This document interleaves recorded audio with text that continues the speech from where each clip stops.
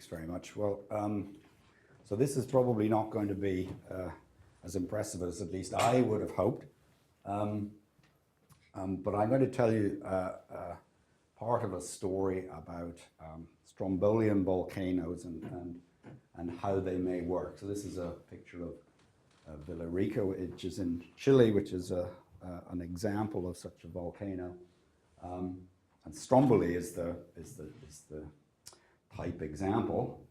And strombolian volcanoes are interesting because they seem to erupt more or less continuously. They have a vent coming up from a magma chamber in which there is a more or less permanently erupting magma. And Stromboli itself has been thought to be in this state for thousands of years. So the question really is, how can that be, given that magma is very hot, and if it's coming up through continental crust, why doesn't it just simply solidify? So that's the motivation for this story, and I'm going to try and tell you a little bit about how it works. So the first thing to do is to show you, this is at Villarrica, this is the inside the crater, and what you're looking at is the top of this vent. You can see it's a bit of a mess. I got this from Eliza Calder, I think, quite a long time ago. You can see there are eruptions going on. There's a lot of liquid, but there's a lot of gas. And in fact, in a strombolian volcano, most of the erupted material is actually gas, and I'll explain how that comes about. What's the composition of the magma? Sorry? What's the composition of the magma? Is it basaltic? That I can't tell you off the top of my head. In Villarrica, or, I mean, it's basaltic. Basaltic.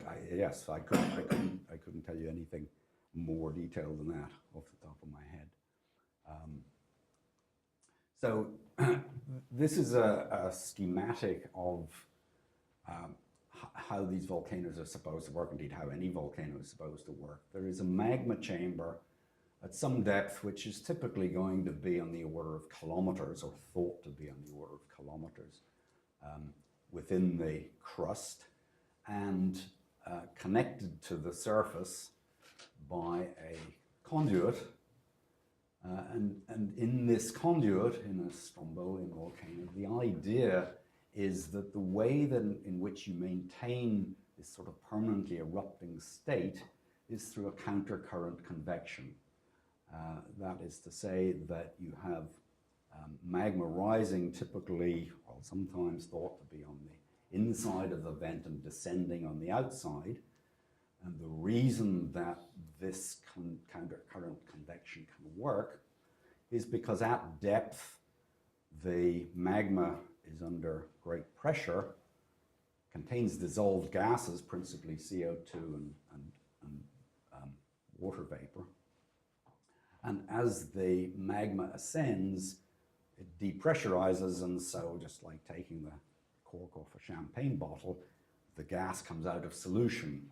And as the gas comes out of solution, it causes the magma to become more buoyant. So you have a mechanism whereby you can generate a buoyant convection through the release of these gas bubbles as the magma ascends. And when they get to the surface, they pop out, and the degassed magma then descends, and in this cartoon it descends on the outside. And this is the kind of picture which I'm going to try and study. So the first, probably the first effort to do this was in a paper by Kazahaya and others in 1994, with this idea that you would model this flow as a rising cylindrical column of fluid and a descending cylindrical column of fluid. And they studied this and derived expressions for the flow. And later on, Stevenson and Blake did fluid dynamic experiments in which they discovered that this preferred kind of rising in the center and descending on the outside was typically preferred at high viscosity ratios here between the viscosity of the descending fluid and the ascending fluid. If this ratio in their experiments was bigger than 300, then you would get this kind of regime. At lower viscosity ratios, you would get other kinds of patterns. However, in their study, they compared their experimental results with the Kazahaya theory and noted that there was a discrepancy, and the discrepancy they state is probably due to an assumption in the model, an incorrect assumption of zero velocity at the interface between the two fluids. So it's a sort of a natural assumption, if you like, that the upwelling fluid and the downwelling fluid are separated by an interface in which the velocity is actually zero, but that's not necessary. And this was what what Stevenson and Blake thought was actually the cause of this discrepancy. This Poisson number here is essentially just a dimensionless velocity of the upwelling fluid. And Herbert got into this as well some time ago and also did experiments. And all these experiments, I should say, are two fluid experiments, so two liquids, or a liquid and a gas, and but typically two liquids. And what they don't therefore do, and the part that interested me, was they don't address the complication that arises when you actually have at least the internal flow up here being a two-phase flow consisting of liquid with exsolved gas bubbles.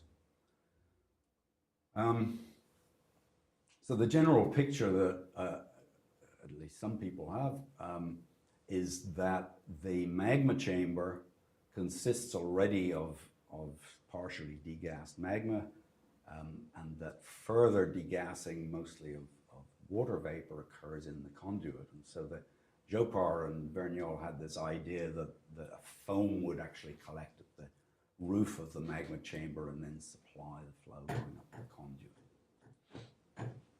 Now, when you start to study two-phase flow, things become complicated.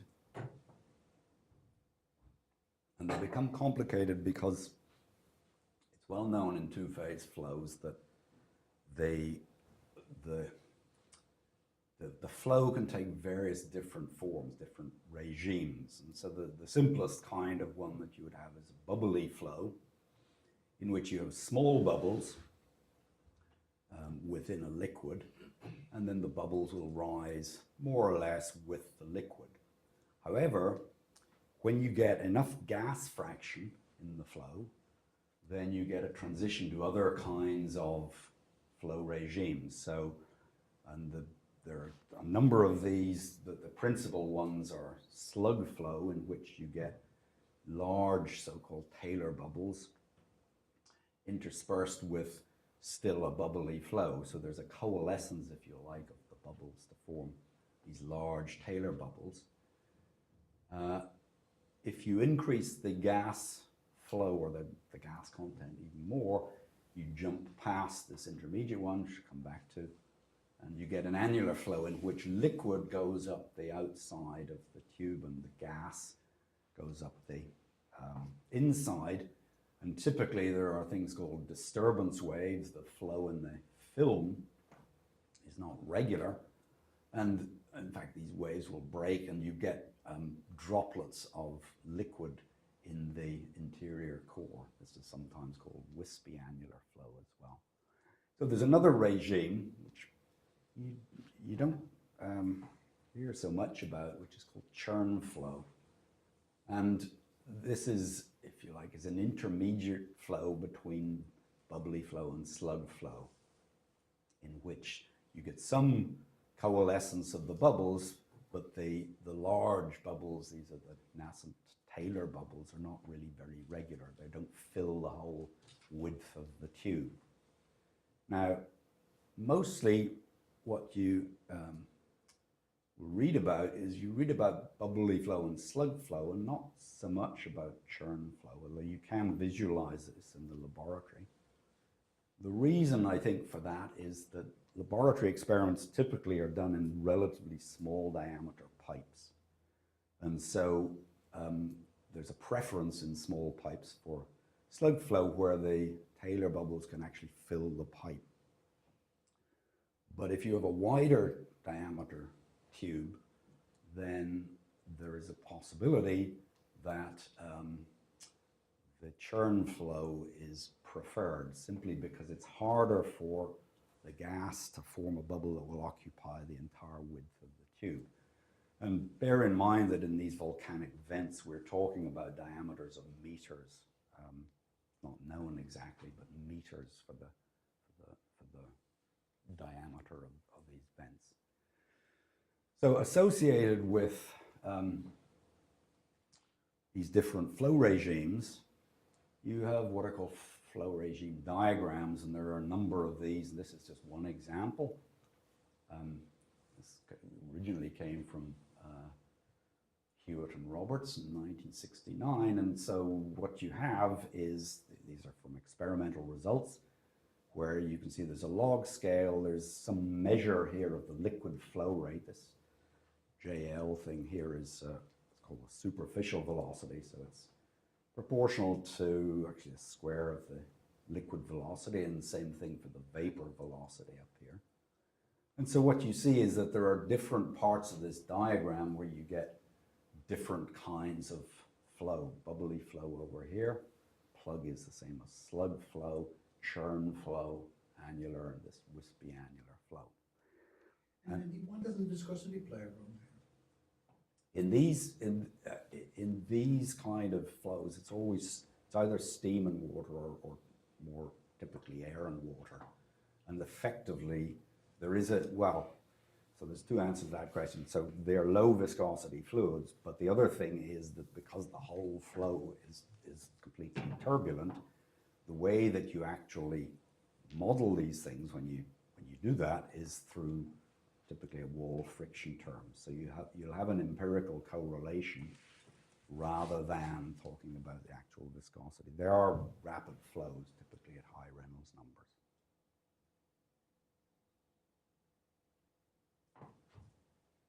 Yeah, keep on going. Okay. Now, whereas people know about these different flow regimes, I'm not really aware of any tremendously useful theoretical description of why you go from one to the other. The only thing I really do have some idea about is the transition from bubbly flow. What happens in bubbly flow is that as you increase the volume fraction of the bubbles, volume fraction per volume of the mixture, there is an instability which develops.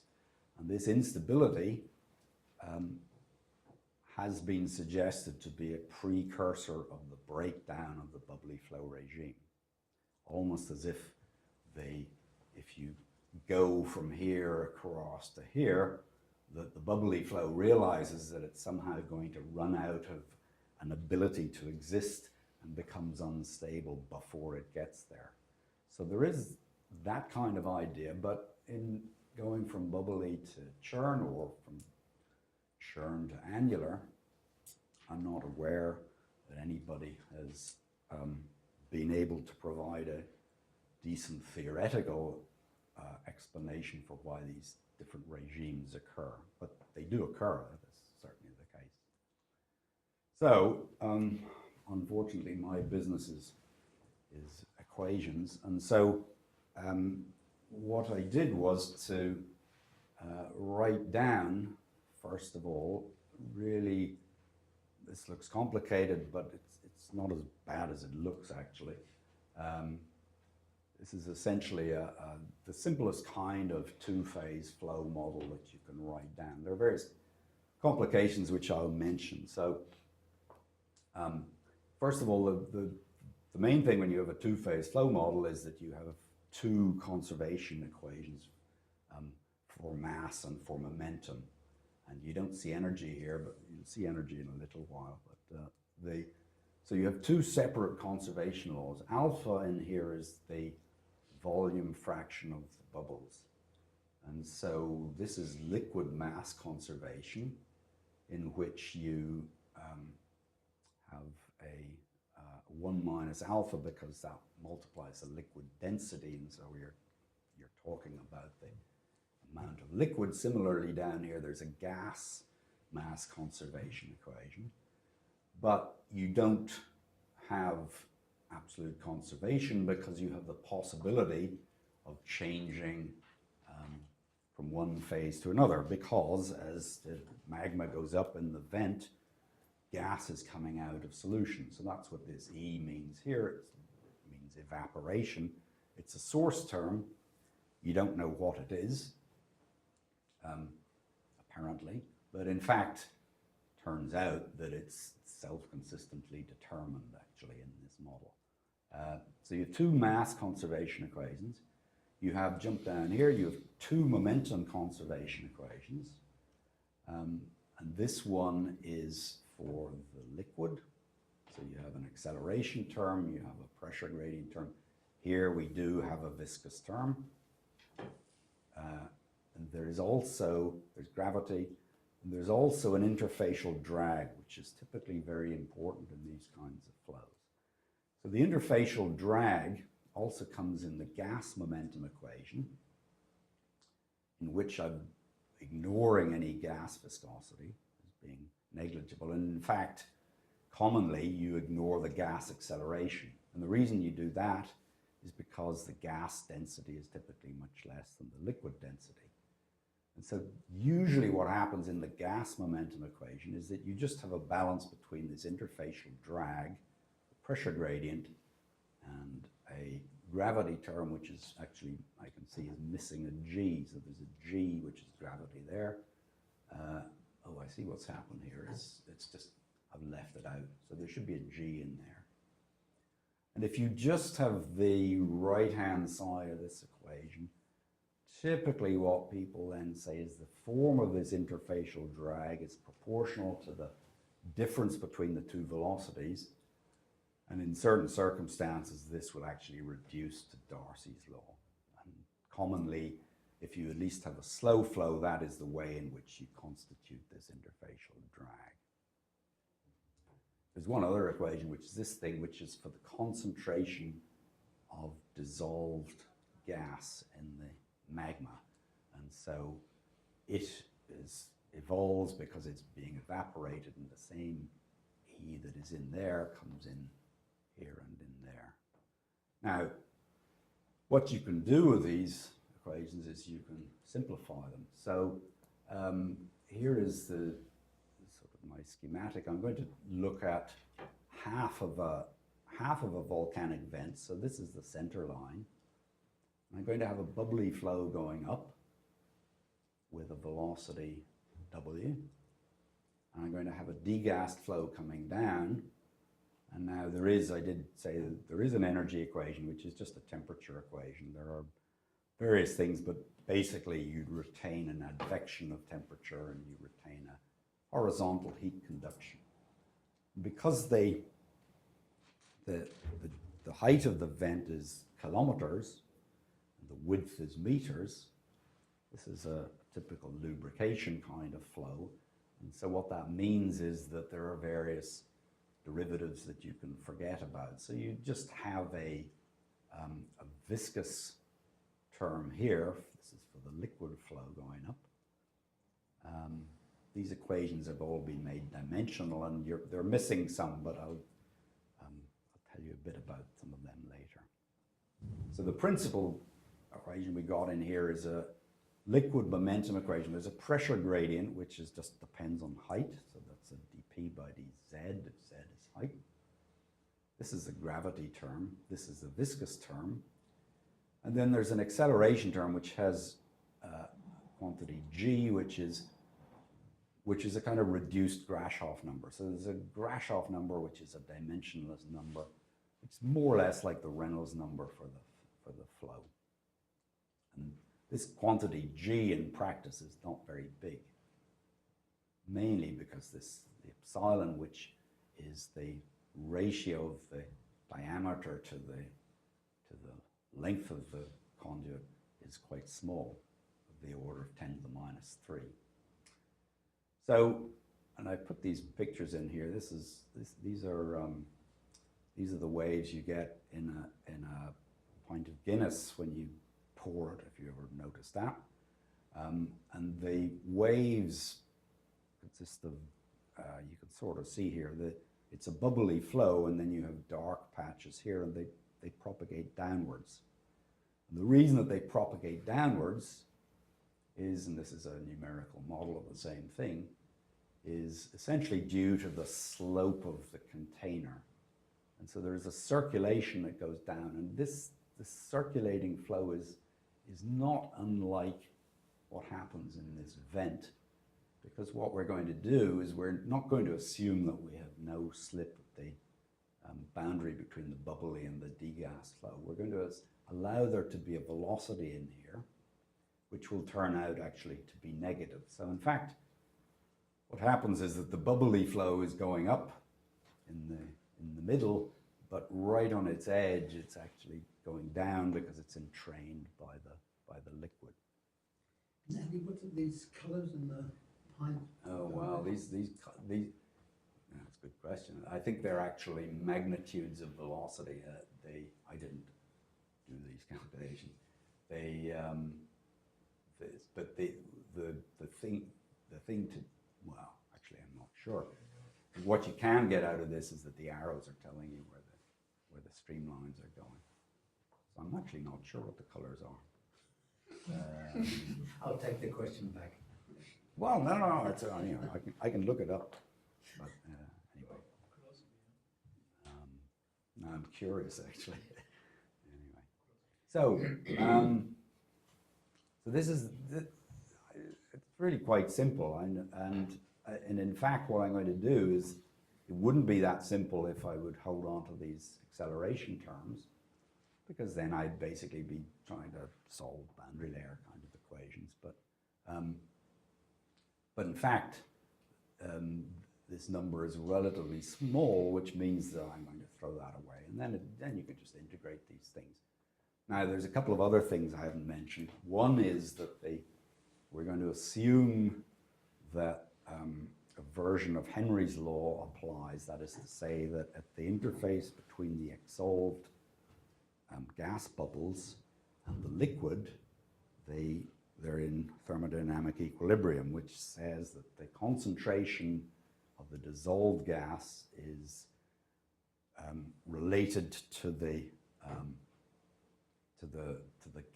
gas pressure of the bubble, and that's what this is saying. This pi here is a dimensionless pressure, so there's various constants in here, and this is an empirical relation which says that the concentration of the dissolved gas is some power of the pressure, and the pressure itself, or the gas density, is related to the pressure by the perfect gas law, and this is a dimensionless version of that. Now, the other thing that you can take from this model, if I go back far enough, actually coming from here and here, I suppose, is this pair of equations actually implies that this quantity is advected with the flow. And really all it is saying is just saying that the total amount of gas is conserved. It's not going anywhere.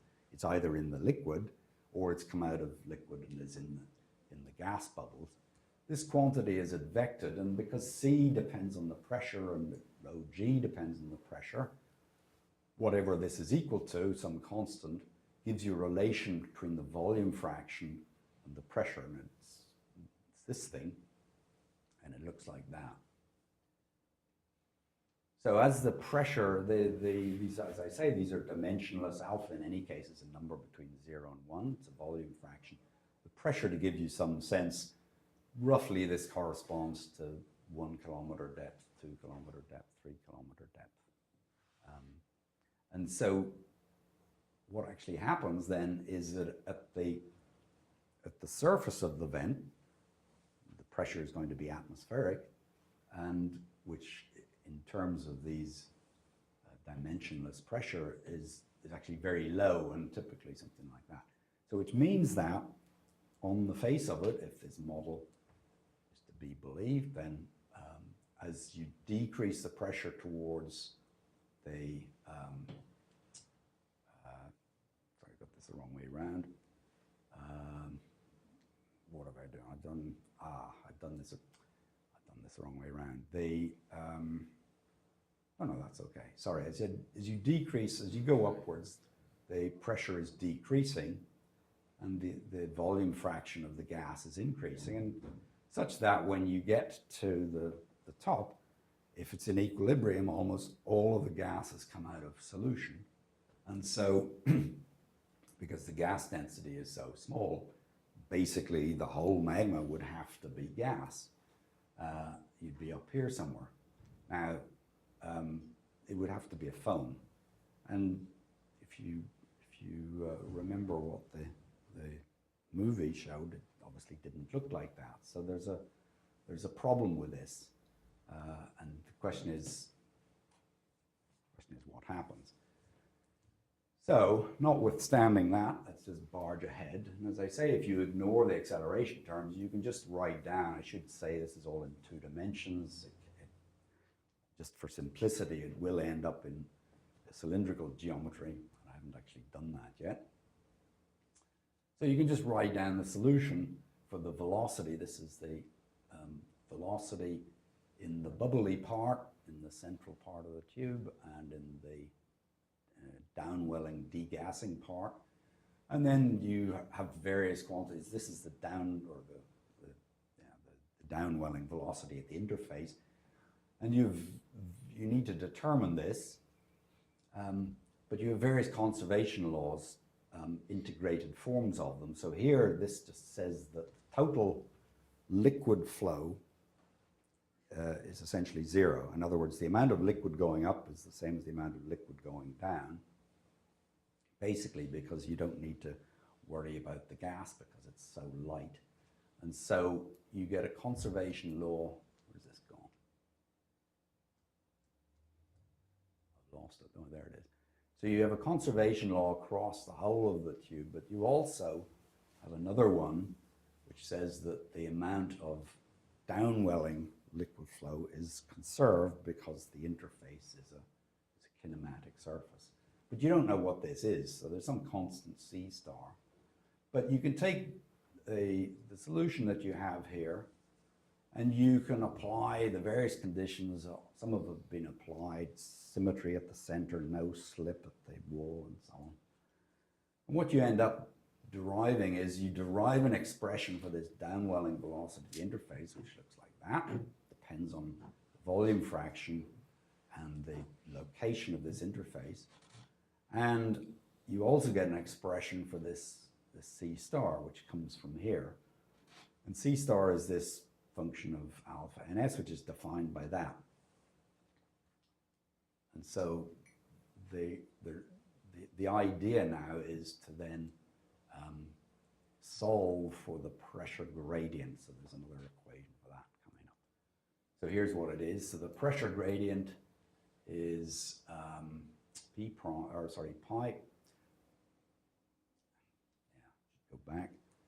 I introduced P in here, which is related to pi, so it's actually by that. So the idea here is simply the derivative. This is the derivative of the pressure as you go up the tube, is some messy function of volume fraction and interface position.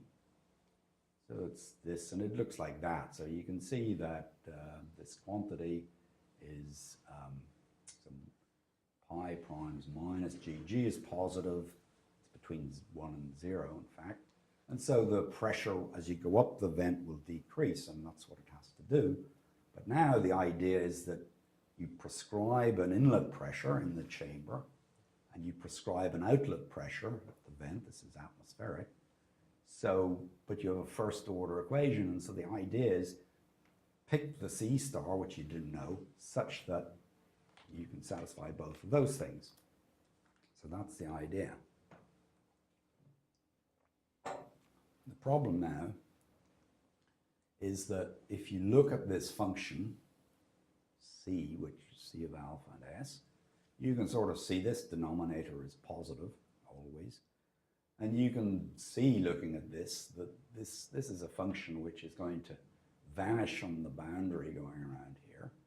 And then it's positive in the interior. And so a contour on which this function C is a constant is going to be a closed loop. And there's an example of it for a particular C star of 0.003. The reason this value is so small is because actually there's enough quantities in here less than 1 being multiplied together that actually this quantity is typically quite small. So the question is, if I'm going to choose a C star in order for this to work, which branch do I choose? So that's one question. And then the other question is, but what do I do? I want to get up to here somewhere. My alpha needs to get close to 1, but I can't get there because I have to remain on this curve. So here's the idea. So the first thing is, which branch are you going to be on? And so what I've done with this, and I'm not going to go through the detail, but I've gone back and I said, well, but actually I ignored the acceleration terms. But in doing that, I mean, that's a singular approximation because you will have typically a relaxation length of the order of the Reynolds number before you get to this equilibrium. So in principle, you might expect that the acceleration terms, if you could include them, would give you actually a derivative. And here's a simple way of assessing that. So what I've done here is I've just done same as I did before, really integrated the momentum equation in the bubbly part and in the degassed part, except that I've included the acceleration terms, which look like this. So you can sort of see that this is an integral of an acceleration term. And then what I've done is it's kind of like, it's really a sort of Polhausen method for boundary layers. I've replaced this quantity in here by which is basically or 1 over s times this is the average of the square. I've replaced it by the square of the average. So it's not accurate, but the idea is that it gives you a sense of what these terms are doing. And if you do that, you go through a bit of algebra and so on, you end up with a modification to this expression, which gets you a derivative. And the derivative in here is coming because you've got a d by dz of something involving s in here. So that's where this s prime is coming from. And then the kappa is some positive, unpleasant thing. And so what this actually then tells you is that this will provide a relaxation which takes you from some initial value to one or other of the equilibria, and in fact the one that you will go to, because C is larger than C star in the interior here, you'll go actually to the lower one of these equilibria. So this explains or provides a reason that you might select the lower equilibrium, and actually provides a way in which to do the numerical integration for this system to include this kind of term. So that's one thing. But then the other thing is that you need to get up here somewhere. So the alpha, the volume fraction, if we go back and have a look at what that was, this thing here. So the pressure is getting down to a very small value, and the volume fraction, at least in this theory, should come out close to 1. So,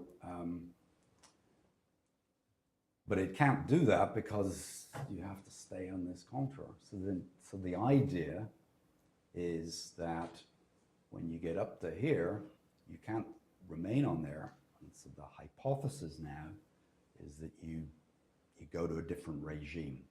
The bubbly flow can't maintain itself, because if you had a bubbly flow, then if all of the rest of this is correct, you'd have to be on here. And so the idea is that getting to this point here indicates a regime transition.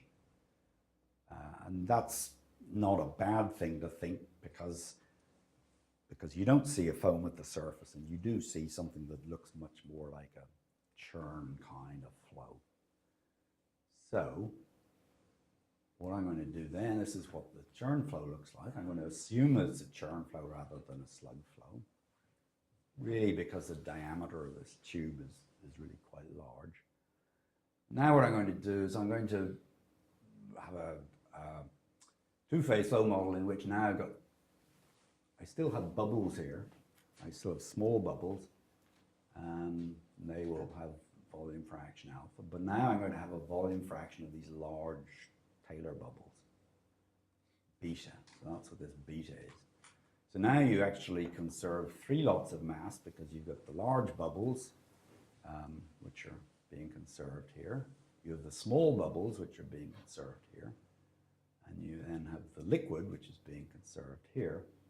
And because you've got an extra conservation law, you get an extra term here, which is an aggregation. So this is a rate at which small bubbles coalesce to form large Taylor bubbles. And so that occurs in here, and then minus it occurs in there. But you still have the evaporation term really coming from, but evaporation effectively only coming from the very small bubbles, or forming the very small bubbles. So then you still have conservation of the dissolved gas, but now with an extra beta. And the thing I didn't really mention earlier was that when you have the bubbly flow, the bubbles are so small that effectively the gas and liquid velocities are the same. The criterion for the velocities being significantly different is that the gas bubbles get to be the size of the diameter of the tube. So for bubbly flow, they really, you can kind of work it out, but they're really locked together. And so in the preceding model where I had my velocity W going up and down, it was the velocity of both the bubbles and the liquid. But now, what we'll have is that we'll have the liquid will have a velocity W. This is all now vertical because, in addition, we don't have any horizontal variation because this is now such a mess that we take a cross-sectionally averaged model, and that's why there's no x derivatives visible. So we're going to have a velocity of the bubbly liquid, and so the liquid goes at that, and so do the small bubbles, which have got this alpha in, but the big Taylor bubbles go at some other velocity, and that's going to be different. So we'll have 2 separate velocities. The dissolved gas is going with the bubbly liquid. Now the momentum works slightly differently. So this is actually the sum of the 2 momentum equations. And when you take the sum of the 2 momentum equations, the interfacial force terms, interfacial drag terms cancel. And so you get acceleration. There's a bit of source, but it's not very big. And because we're doing cross-sectional averaging now, I'm going to have this is the thing I mentioned earlier, we're going to have a wall friction, which ideally would be a correlation. I'm just going to take it as a kind of F rho U squared term. But in any case, this is going to turn out to be small, similarly to the fact that the acceleration is small. Really, this equation ends up saying there's a pressure gradient and you have gravity. The difference is now that you've got this beta as well as alpha. But the interfacial drag is important, and because this is now really an inertial flow, this expression is more appropriate than one corresponding to Darcy's law. This is a kind of an Ergun equation. It's been posited, well, it's posited by Ergun in the context of rapid flow in porous media, but is also used in these 2-phase flow models. And so you have a quadratic term with some sort of drag coefficient. So what you can do, you can make all this dimensionless, throw lots of things away, and it'll becomes much simpler. And it boils down to this. And so you get so this actually states that the net liquid flow is constant. And in fact, I'm going to take this as 0 because now we imagine that we've come up above the countercurrent convection and we're in this kind of soup of Taylor bubbles which are going up, but there's no net liquid flow up or down. So that's actually going to turn out to be 0. There is a difference between the velocities, and that's this quantity, which importantly depends on a whole lot of things, but in particular depends on this, the quantity beta. And then you also have the pressure gradient being this is the gravity term. If you plug these two things together and include the fact that you still have the concentration given by the Henry's law, and you still have the perfect gas law, that's what these terms are coming from, you end up with an expression for the Taylor bubble volume fraction, which is this mess. But what it says is that the beta, which is the Taylor bubble fraction, is a function of the pressure.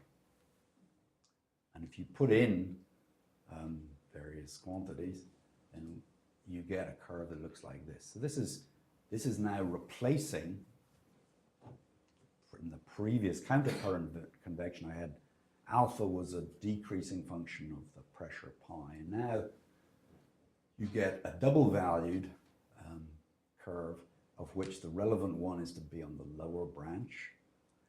And depending on some constant in here, this can actually now get you to the surface. So the way this works is that we actually want to get, I think I said earlier, the dimensionless pressure at the surface is 0.0004. So in this example, you would come up from the end of the countercurrent convection. You're now in this churn flow regime. The pressure decreases, and as it does so, it decreases until it gets to whatever the atmospheric value is, and the bubble volume or the Taylor bubble volume fraction will have increased to some extent, but you no longer have the prospect of getting to a foam.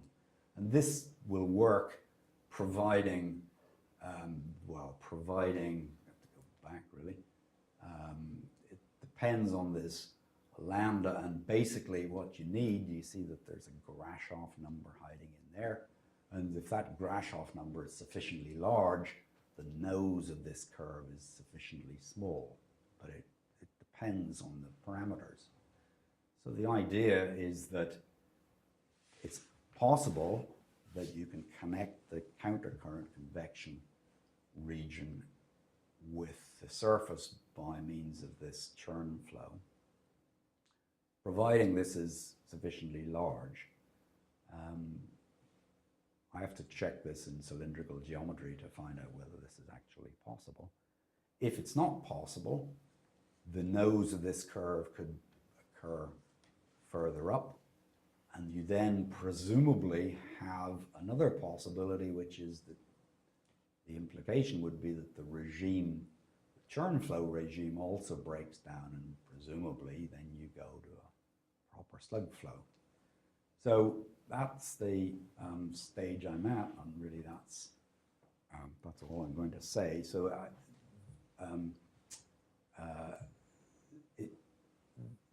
so where this is leading me is to suggesting that first of all, a bubbly flow can't get to the, at least not in all the assumptions I make, including steady state.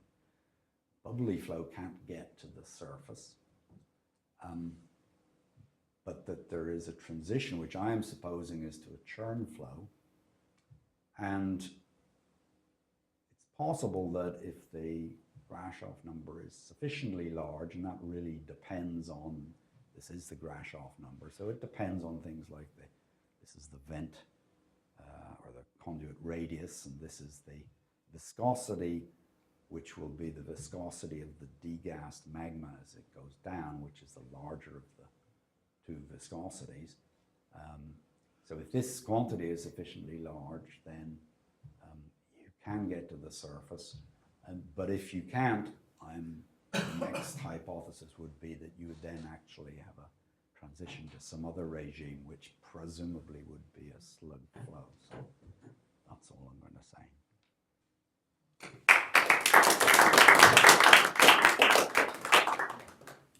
you very much, Andrew. Questions? Jerome?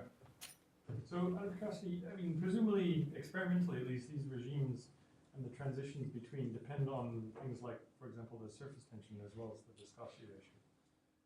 And surface tension presumably plays into things like your assumption about the pressure. Yeah, How would that follow through in this analysis? The way, so I mean, the two-phase flow literature is full of lots and lots of correlations between various things, including surface tension, and then you get all these various numbers like the Ayotfos number and various other things. To the extent that, and you can go and look for those things and then see, well, what should I assume? That I think the problem is that all the laboratory experiments you do are miles away from anything that corresponds to the volcanic situation. Basically, because at least partly because the viscosities in the magma are much larger, but also because the conduit diameter, they're just much bigger. And so I don't know that there's really any experimental insight you can get, because when you work out these various parameters, including the surface tension, there's two. There's a Morton number and there's the Ayotfos number, and they're so far outside the kind of experimental limits that I don't know what you'd want to say. But it is true that. But, I mean, for example, if you took your assumption about pressure in the bubble phase as it's advected up the conduit, and you said, you know, if I add a constant surface tension and track the bubble size, which way does that shift your pressure curve, and does that help? Yeah, I mean of course, I mean you get to a thorny problem here, which is the whole business of nucleation. So I mean, you're tracking bubble volume fraction, or the total volume fraction. If you're going to relate that to the size of individual bubbles, you actually then have to start talking about the number of nuclei you're generating, and that's the kind of if somebody has a way to do that, that would be nice to know. But you know, roughly speaking, you have to assume there are a certain amount of nuclei. People have measured in erupted magmas, measured bubble density, so those numbers are known. So you can say, well, okay, so we have whatever 10 to the 8 nuclei per cubic centimeter, whatever it happens to be, and you could then use some small-scale description to describe the evolution of the bubbles. Roughly speaking, I think what happens is when the bubbles are very small, which is when you have a bubbly flow, basically they're going to be spherical, and it's only when you get these bigger coalescent events occurring and the bubbles can be sizable things that you run into the problem of what shape are the bubbles, and then what effect does that have on the drag and all these kind of things. So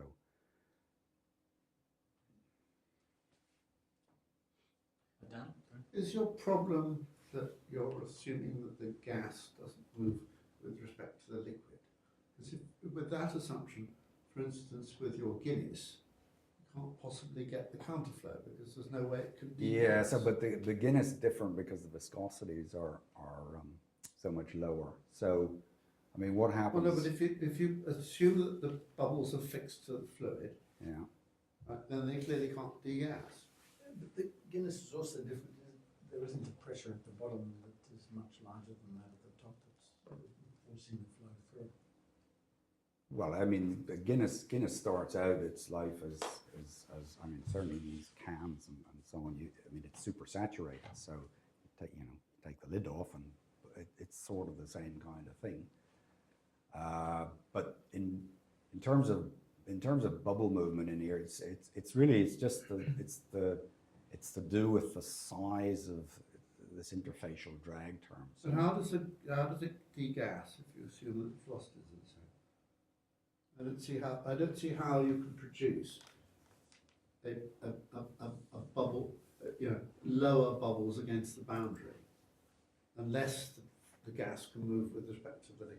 Well, I mean, the liquid is supersaturated. I mean, there's a small scale problem, which is it's like growing a crystal. So you have a bubble there, and there is diffusion of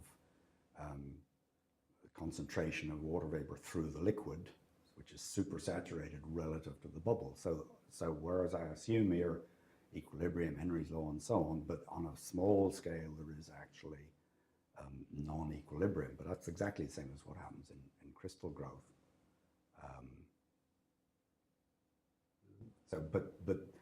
We're cross purposes. Okay. Right. I mean, I can't see how your fluid dynamics, right, if you assume that the liquid always moves with the gas, Yeah. right, then the gas is fixed to the liquid. Yeah. So how can it degas? I don't see a problem. I mean, How can the gas move with respect to so the liquid? so you have if a you assume that they don't? supersaturated liquid. I'm not bothered with the saturation. I'm simply bothered with the assumption that the gas always moves to the liquid. Well, And I don't see how then it can degas. It's nothing to do with supersaturation. oh yeah, I mean, Nothing to do with the origin of the gas. Nothing to do with any of all that. It's the assumption. you mean when you say degas, you're thinking. Up Well, to- you're out the talking top. about, yeah, okay, yeah.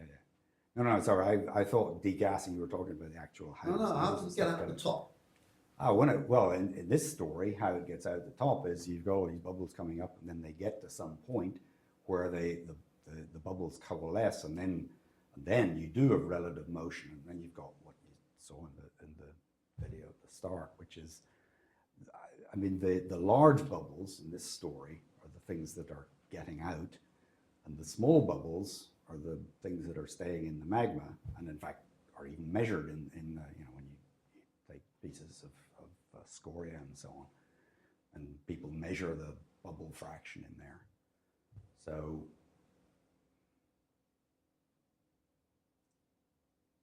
but the business about the velocities being the same is only the case, and is only the case lower down when the bubbles are very small, and it's just due to the fact that the bubbles are much smaller than the size of the conduit. No, I mean, it seems to me that the entire process, no matter what other assumptions you make, you have to allow all bubbles to be able to move with respect Yeah, to the liquid everywhere. they're allowed to do it. I mean, it's not an assumption in the sense that they're allowed to do that. It's just that they're so small that the interfacial drag is so enormous that they just basically don't move effectively. But you can work out a sort of a Stokes settling velocity and all this kind of thing. Can I? It's almost the exact opposite to what Dan is saying. If we take this model as being correct, right? Yeah. Well, Surely you don't mind that making that assumption. I'd be very wary of you saying such a thing, but go on.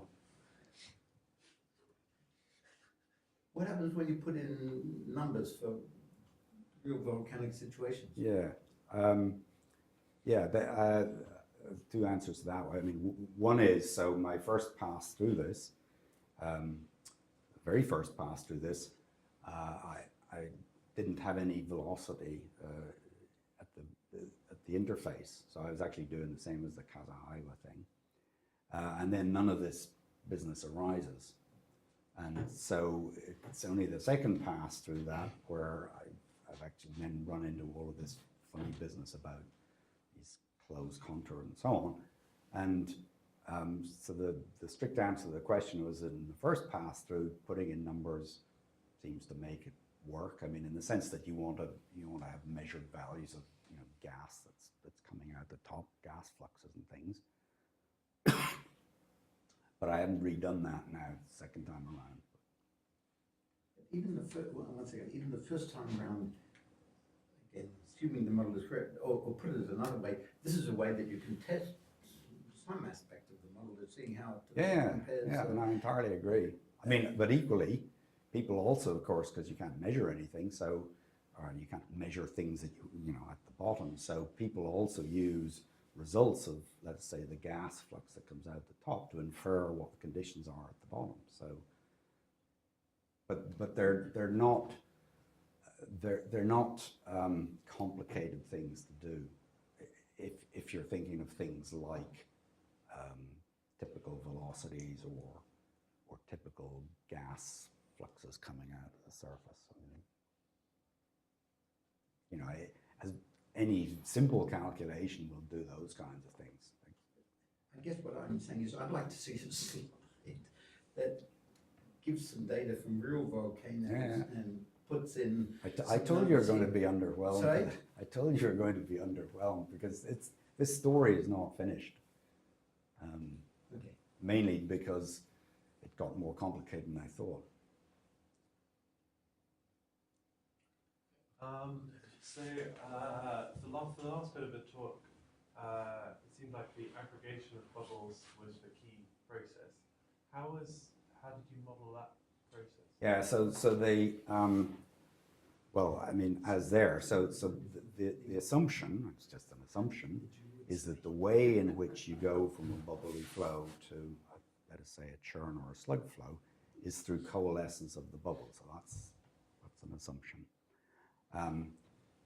If you're going to have that assumption, then you have this aggregation term, and then you don't know what it is, so you need to make some other kind of statement. Statement that actually didn't tell you this, but is built in there, was that so measured bubble fractions in scoria typically around 80%, varies a bit, and so the assumption I made was that essentially 80%, let us say, is a kind of a critical value, or 0.8, is a critical kind of bubble fraction at which this process will undergo a transition. And if that's the case, then you don't allow the small bubble fraction to get above that. So in what I showed you, I just said that the alpha just sits there at 0.8. And that will then determine what the aggregation, basically the aggregation occurs sufficiently to just keep it on the edge. I think we ought to leave it there. Can we just thank Andrew once again? Thank you.